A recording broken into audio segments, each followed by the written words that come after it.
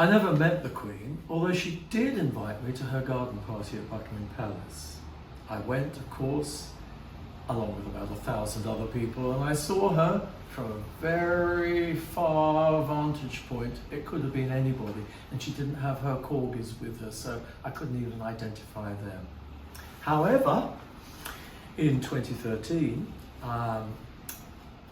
with Professor Ross Steele, I did compile a book about her name, Elizabeth, and all the famous Elizabeths and all the offshoots of that name, together with, of course, the most famous Elizabeth of the 20th and the 21st century, Elizabeth, Queen of England.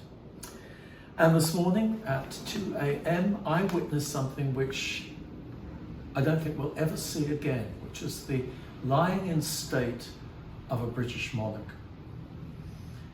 She was in a coffin. On top of the coffin was a flag upon which were embossed lions. On top of the flag was a wreath of white flowers, and next to the wreath, a crown, a magnificent crown. Filing past at a metronomic rate were thousands of people who had queued for a very, very, very long time to just stand there in front of the coffin in the presence of their beloved Queen. I found it inexpressibly moving, partly because of the historic moment that the BBC, in all their greatness and glory, had decided that they would capture, but also because it was about people.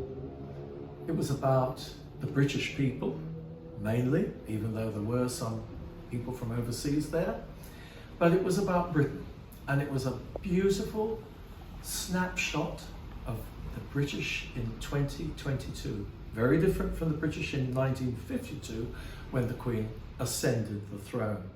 And I remember that because I think I was 5 years old at the time. What struck me most was the diversity of the people. And I don't just mean this in a shallow political way. This was actual diversity. All shapes and sizes, different heights, hair colors, clothing. Of course, people could wear exactly what they wanted. They didn't have to wear black, they didn't have to wear suits. And this was the wonderful thing about this whole ceremony, this procession. People could be themselves. They could stand in front of the coffin. They could bow slightly, they could bow deeply, they could curtsy, they could salute, or they could do nothing.